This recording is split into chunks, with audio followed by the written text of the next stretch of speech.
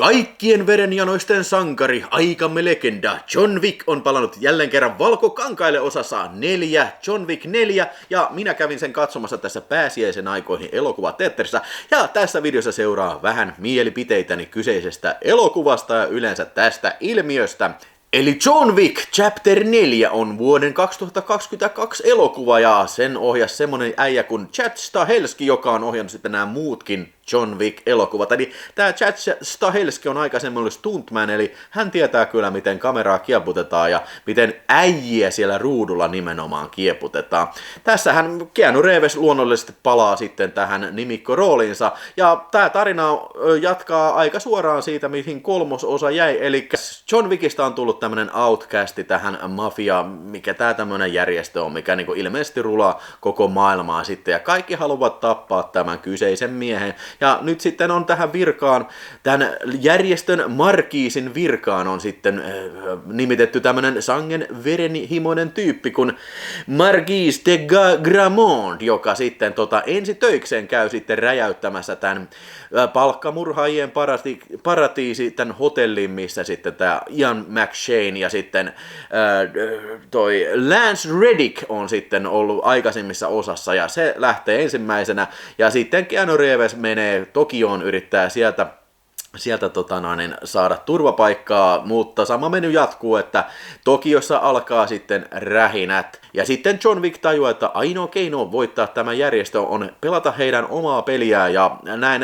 ollen sitten hyväksyy erään tehtävän sitten, että tämä yksi mafiaperhe sitten antaa tämän tittelin hänelle takaisin, jotta hän voi haastaa Marquis de Gramontin kaksintaisteluun, ja jos hän tämän voittaa, niin sitten hänet jätetään loppujaksen rauhaan tai jotain semmoista. Siis oikeasti tässä juoni ei ole kauhean tärkeässä osassa tässä elokuvassa, vaan kuten aikaisemmassakin osassa, tässä on pääosissa nimenomaan tämmöiset rajut tappelukohtaukset, tämmöiset gun-fu-kohtaukset, eli äijät ammuskelee tällä, hakkaa, ammuskelee toisia.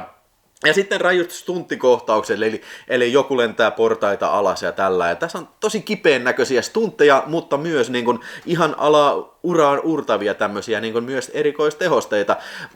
Tosi vaikea monessa kohtaa sanoa, että missä kohtaa niin kuin on feikkiä ja missä kohtaa on aitoa. Siis jopa mäkin, joka olen jonkun verran näitä katsellut, niin on kyllä sillä, että en ihan tiedä, koska toi vaihtuu. Oliko toi joku CG-homma, mutta pääasiassa on niin kuin se, että niin kuin kaikki kohtaukset näyttää tässä tosi aidolta kyllä. Ja jopa niin kuin edellisessä osassa vähän paskanmaun suuhun jättänyt nämä CGI-koirat, niin epäilemättä tässä oli tehty koiria CGI-nä, tai tämä yksi koira, niin sekin näyttää kyllä nyt sillain, ainakin elokuvateatterin isolta kankaalta näyttää kyllä hämmästyttävän aidolta kyllä. Eli tässä on monta erilaista isoa action set piecesia, mutta niin kuin ehkä tämä filmi, ongelma on siinä, että näitä on vähän liikaa. Siis ei varsinaisesti niin liikaa tapahtumia eikä niitä, mutta tätä actionia yksinkertaisesti on vähän liikaa. Siis niin kuin Tää on hirveän, nämä kohtaukset on hirveän pitkiä, nämä isot action set piecesit. Eli mä rupesin miettimään, kun mä katsoin, että okei, tää filmin pituus on melkein 3 tuntia.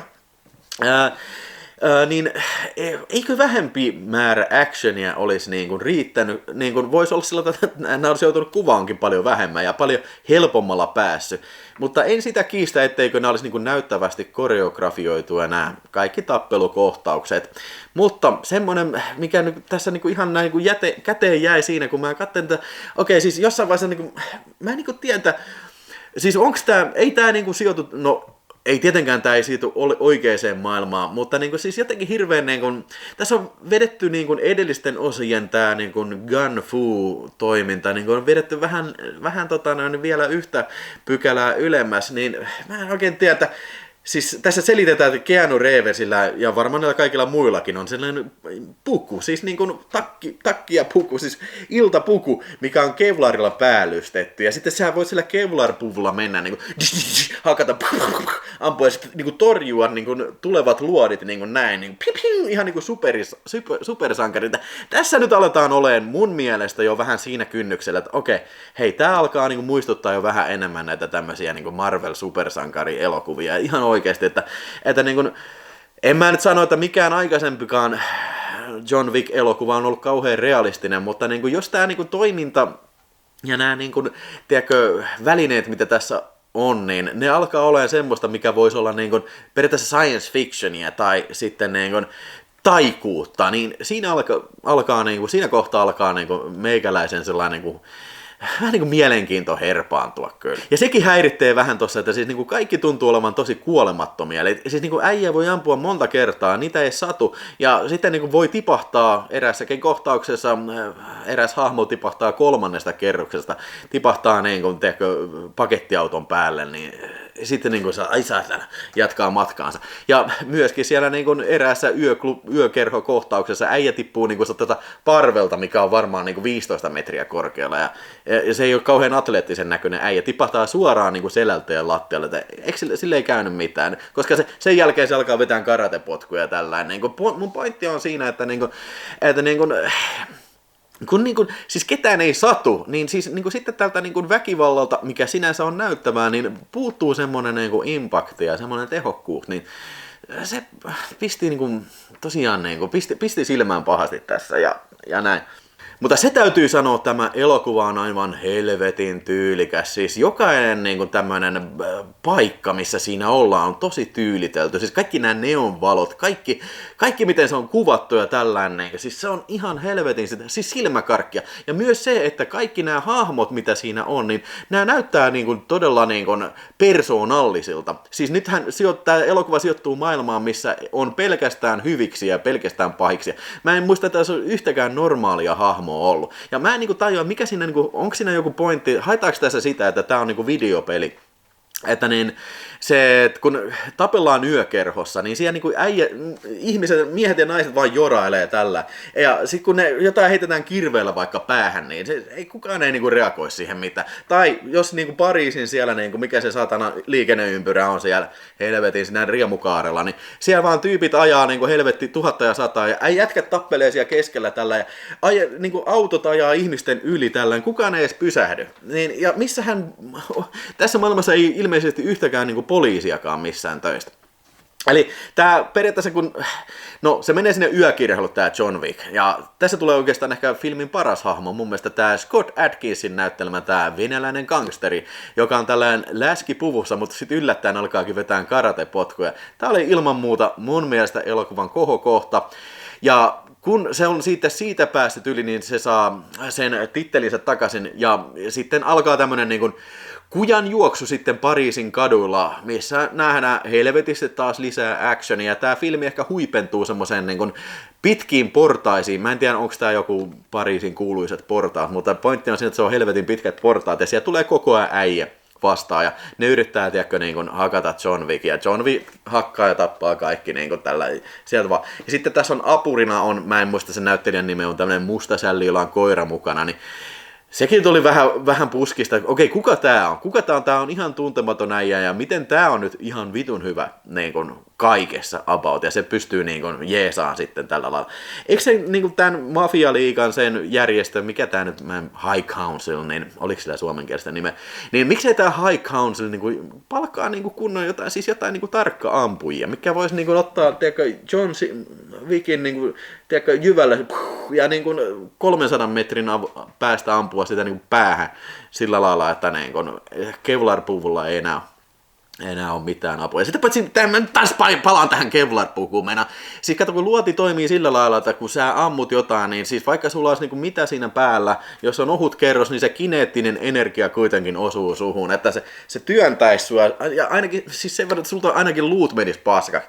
Että vaikka se nyt ei se luoti tulisi sun nahasta sisään, niin siis pelkästään tämä energia niin aiheuttaa sulle varmaan semmoitteet vauriot, että sä et ole todennäköisesti enää ikinä kävelisi enää eteenpäin, mutta okei, ehkä mä nyt ajattelen vähän liikaa, että ehkä tämä pitää nyt hyväksyä sellaisena, mitä tämä on, eli tämä on tämmöinen aikuisten supersankarielokuva kyllä. Mutta sitten Scott Adkinsin lisänä aivan mahtava Donnie Yen on tässä. Eli Donnie Yen muistetaan parhaiten esimerkiksi Ip Man-elokuvista. Jumalan kautta tällä jätkällä mennään tossu nousee. Se näyttelee tässä tämmöistä sokeeta miekkamies äijää tällä, joka osaa tietysti jostain syystä ammuskellakin kyllä. Mä en tiedä, miten vitussa Sokee voisi olla niin kuin tässä hommassa ihan älyttömän hyvä, mutta Donnie Yen on todellakin älyttömän hyvä.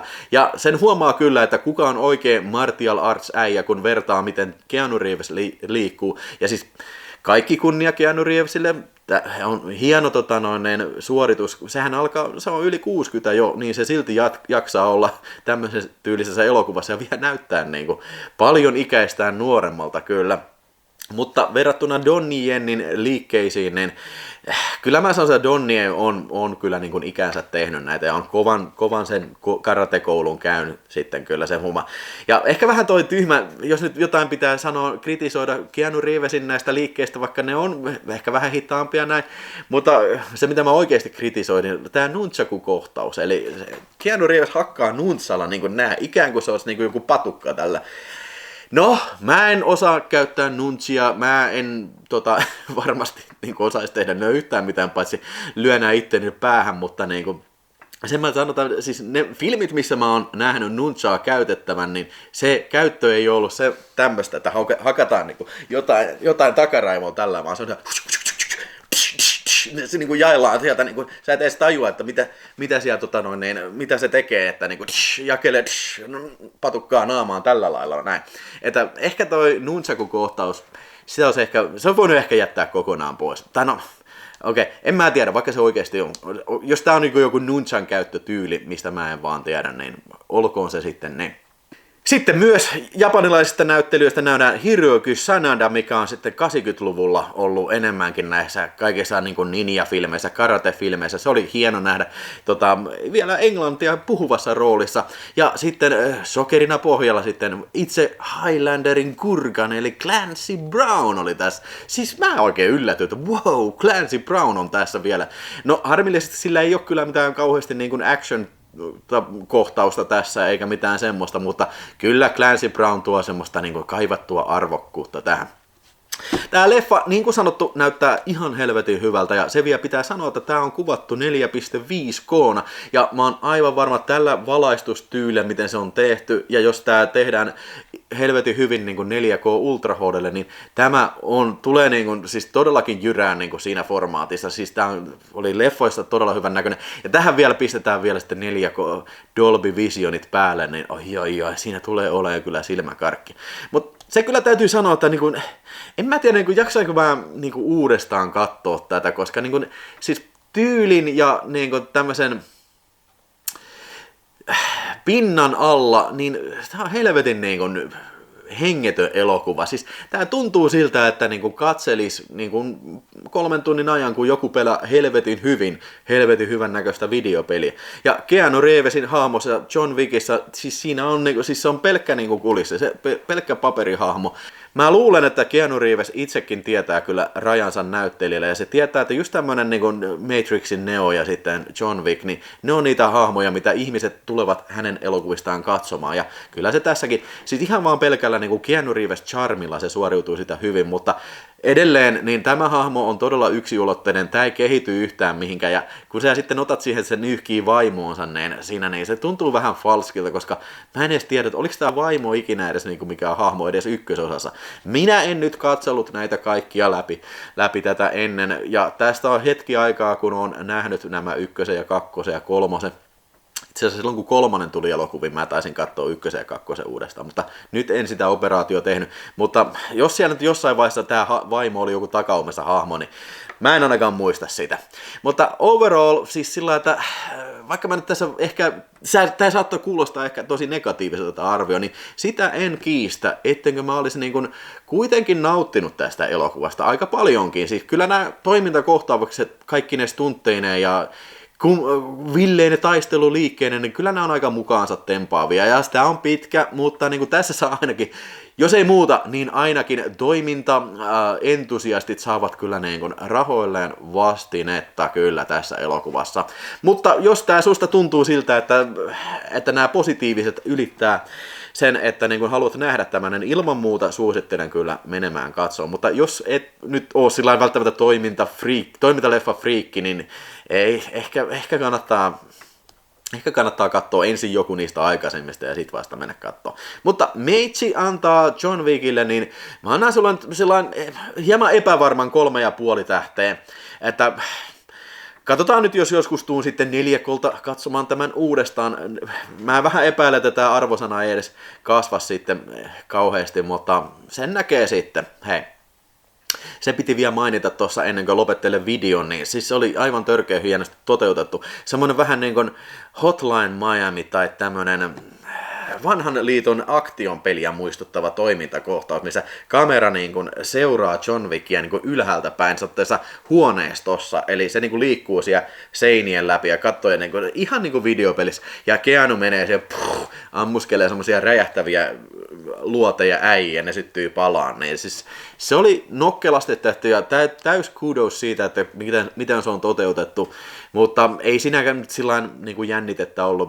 Tää on niin kuin selvästi tämmönen show-off-kohtaus. Mutta tässä oli mun ajatuksia John Wickistä. Kerro toki omat ajatukset John Wickistä tuohon kommenttikenttään alle. Ja minä toivotan sinulle oikein hyvää loppupäivää ja suosittelen tästä tätä seuraavaa videoa, mikä kannattaa katsella ja paina tykkää. Ai, John Wick! John Wick!